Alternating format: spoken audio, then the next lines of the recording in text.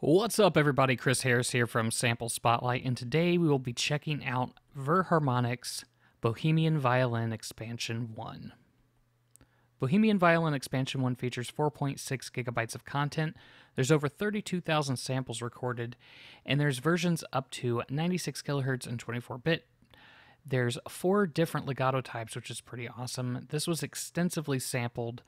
It's for the free UVI workstation, and for this video, I'm using the UVI workstation version 2.6.9, the 64-bit version, and this library retails for 199 euros. Okay, so let's get started.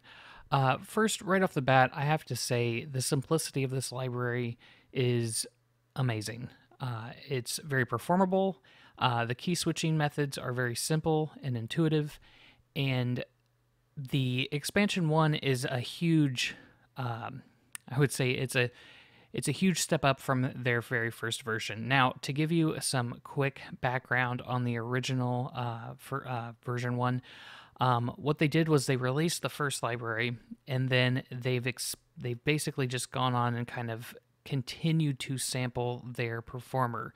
And their method here is that they wanted to capture the soul of the performance, which is why this is called the Soul Capture series. And so what they did with the expansion 1 is they added different types of playing styles, more articulations, and then they're going to continue to do this for up to 4 expansions. Now, how it works, though, is if you are an owner of version 1, each expansion is a free update. And as each expansion comes out, that becomes the base library. So you will eventually, when they're all out, be able to just buy the whole thing at one set price. So it's it's a pretty nice setup. So this is the look of when you first load the instrument.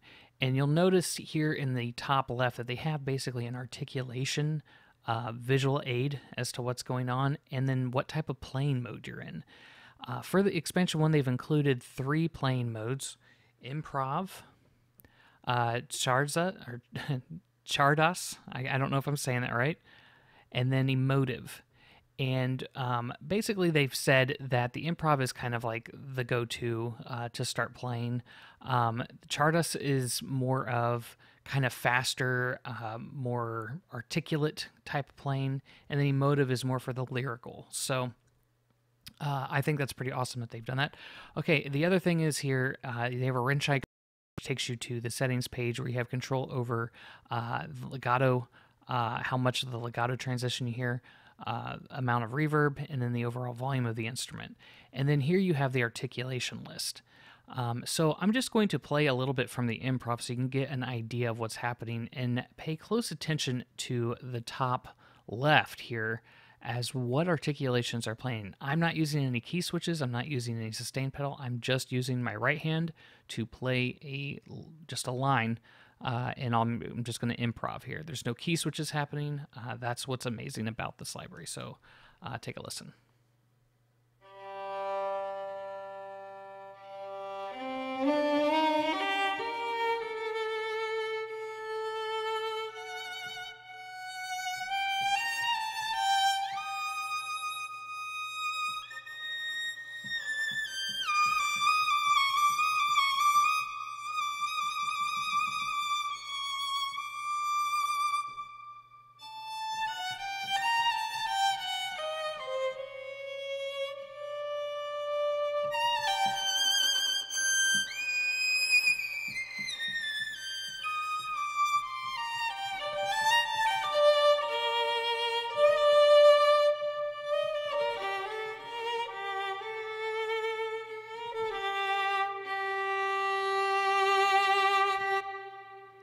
There you go.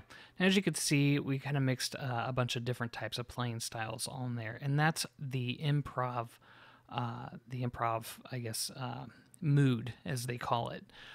So now I'm going to check out the Chardas. Gosh, I'm so sorry if I'm butchering that. It's my crappy English upbringing. So right off the bat, the first note you hear is a double forte Marcato.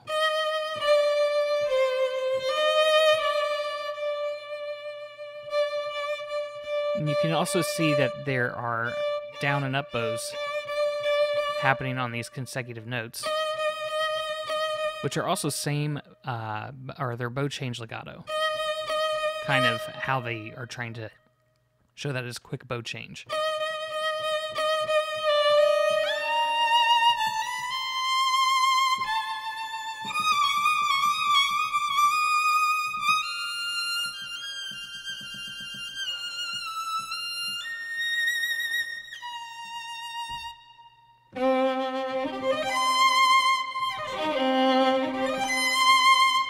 So this one has a little bit more weight to it.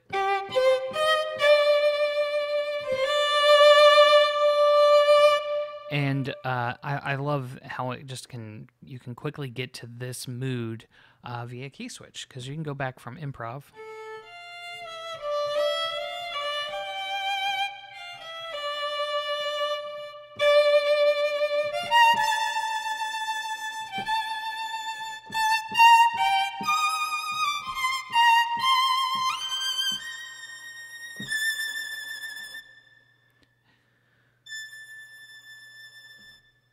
And then let's check out emotive.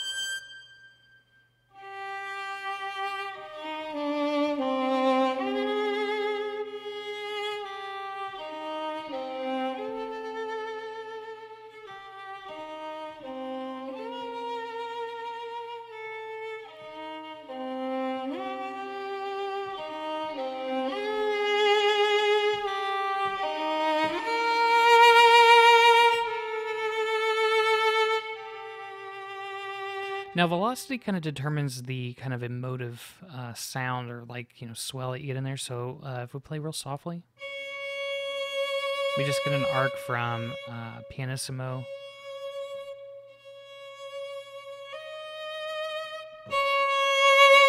We get a harder, we get mezzo forte to fortissimo.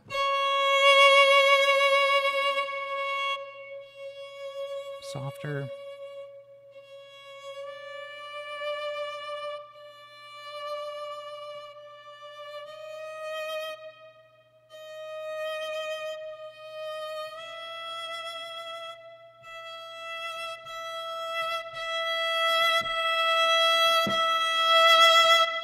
So definitely lots of dynamic variants, and these are all swells and things that they captured, and then they've built it into an engine that works. Now, some people are probably asking, what is the resources like on this? So fully loaded, this is a 2.5 gigabyte patch, maybe just a little bit bigger than that, but that's roughly what it is. And I'm not as familiar with the UVI stations or UVI workstation, but it seems that they have some optimization settings for different types of hard drives, and how that actually works, I haven't gotten real into the nitty gritty of it to learn all of that. So I was thinking about diving into this workstation a little bit more later down the road, and maybe doing a walkthrough and talking about it and what type of instruments are available. But for now, just pulling this library up, it loaded, for a 2.5 gigabyte library, it loaded actually fairly quickly. So there isn't anything like battery saving type stuff that people in Contact might be familiar with, and how to get things to load faster. So the efficiency of it seems to be very good. And the CPU usage, I've used this in a recent project, and it worked very well, especially with tons of different stuff. Different instruments, especially other legato instruments and larger, CPU footprints. So it's a very efficient library, and I'm quite impressed by it, given the actual size of the content that you're getting. So that was a look at the moods. Let's take a look now at some of the articulations and the functionality of how this works. So as you can see, you can do a lot of lyrical and lead line type work with this library, without any use of key switches. However, you might find yourself wanting to go to the spiccato or pizzicato or staccato patches, which are essentially what aren't being triggered at all in the moods. That and portamento. So I can show you how those work. Right now they have what's kind of a toggle-based key switch system. So, and you can tell if you can't really see the icon too much, this is like a little clock. And basically what that's saying is if you switch to, let's say, staccato on C1, the second you let go of that key switch, it turns off. So you can...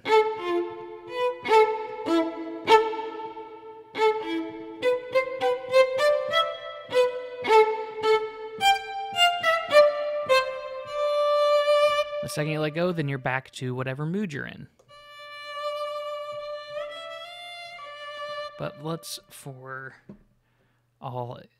what we're doing here, let's go to the chardas.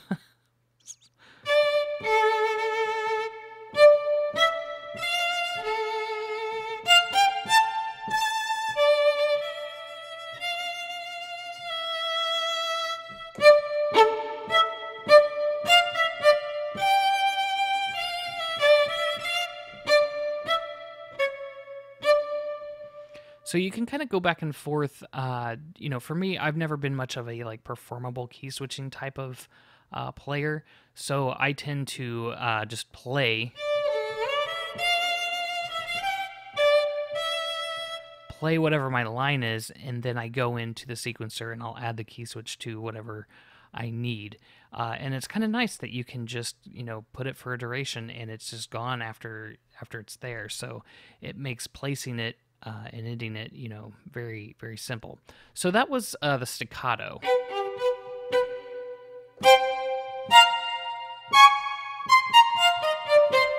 And then here's the spiccato.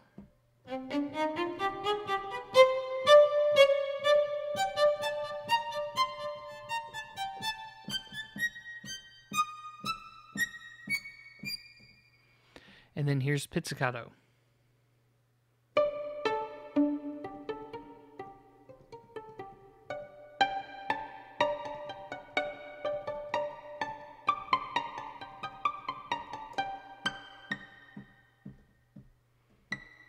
Looks like they've only sampled up to the high B here, so the actual range of the pizzicato is shorter, and that's fine because it's really kind of inaudible once it gets higher than that. And then check out the portamento.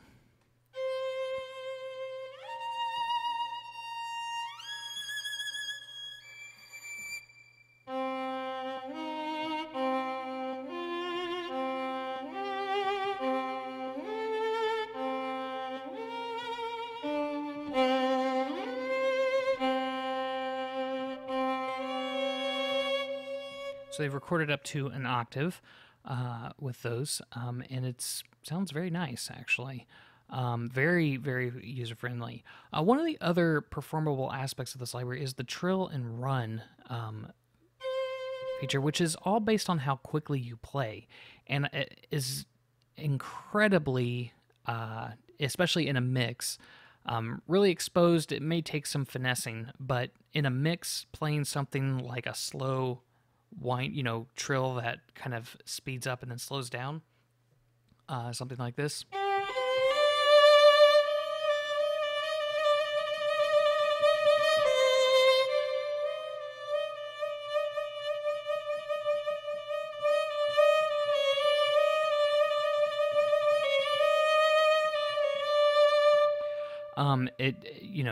That to me is very nice. It's very playable.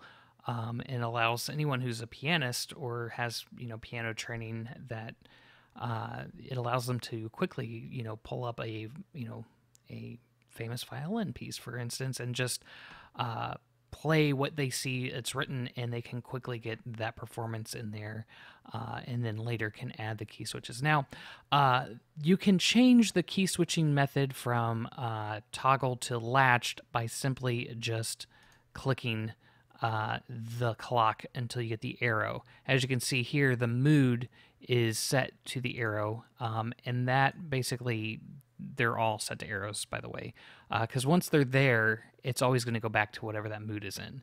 Think of it as just kind of the overall character of the instrument. It's like once it's been set there, it's going to stay there until you key switch it out of there.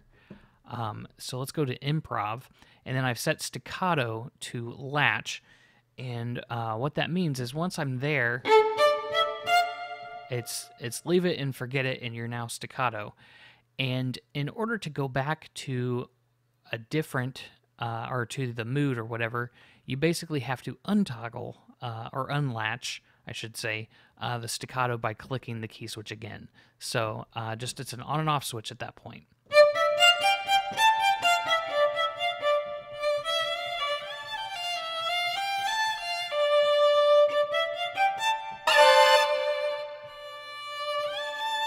I don't know what that noise was, but it might have been just a quick little bug. So one of the things you might have noticed too when I switched pages, I noticed this when I was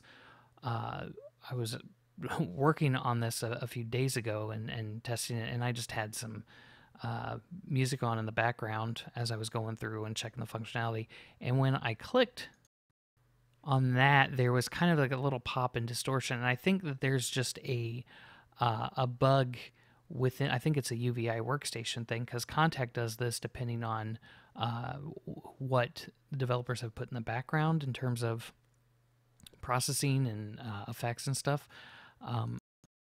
But basically, there's just like this little like kind of the audio drivers kind of popping, kind of like whenever you load, we all know this, if you're watching some type of Netflix or something, you know, and you open up one of your DAW or Contact or any type of musical interface that takes your SIO driver that you might be watching Netflix or YouTube on, it pops and distorts for a second, and then eventually once everything loads, everything syncs back up. I don't quite know what's happening, but I think it's just the clock and everything within your interface is, you know, adjusting to whatever the settings are here, and it's resetting. So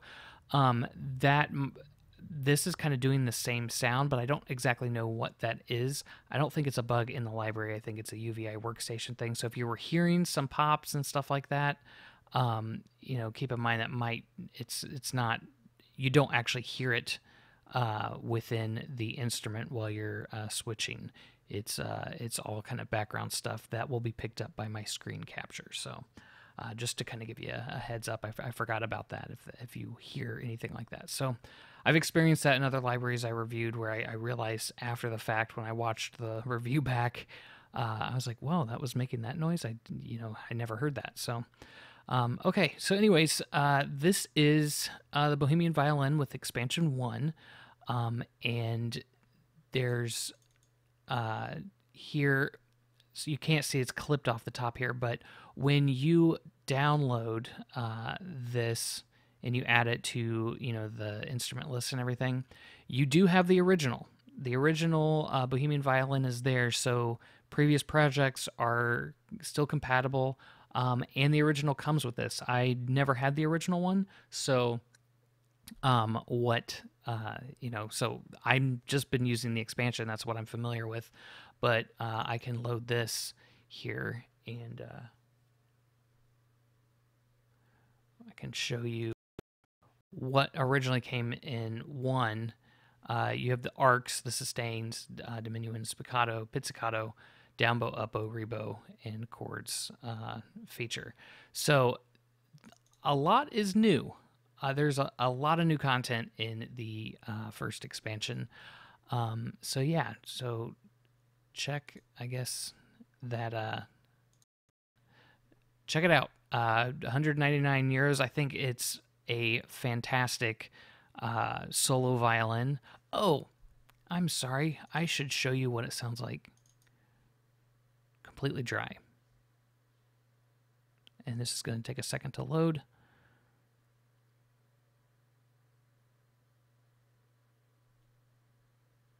Okay, so let's take a listen to this completely dry. I'm going to turn the reverb off, and now you can hear...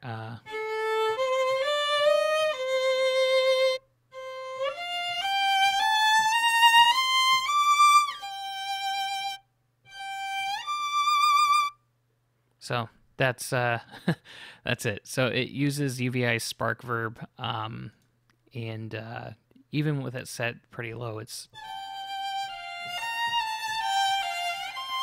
I think the settings for the reverb are actually quite nice. I threw it into a mix the other day, and it just sat in there pretty simply. I didn't have to mess with anything too much.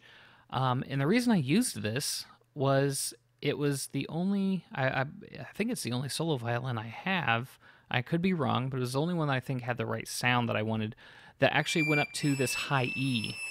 All of the ensemble-based first violins, I think, go up to the C here. So it was nice. I needed that extra range to get up there, and so I just layered it on an octave above what my other violins were doing, and I kind of pulled it back in the mix to just kind of give it, to get that sound of the harsh high end, and it just fit perfectly. So I'm very pleased with this library and what it has to offer. So again, check it out, VirHarmonic, the Bohemian Violin Expansion 1. It's out now. I'm pretty blown away by it, and since the original one came out, I remember there being just a lot of people raving about it, and I think it was definitely, I'm seeing why. I'm seeing and hearing. It's a great library. I love. There's been this push in the industry for libraries that are just performable, where you don't have to key switch, but you can get different types of performances and sounds out of it based on how you play. And I love that concept. I can't wait to see what VirHarmonic does with their next expansions. There's still some articulations in there, tremolo being one. What are they going to do with that? Is there going to be, different types of tremolo speeds? And I'm excited. So I hope to be able to cover the consecutive expansions that are here to come. So thanks for watching. I appreciate your time on this. Take care, and I'll see you on the next one. Bye-bye.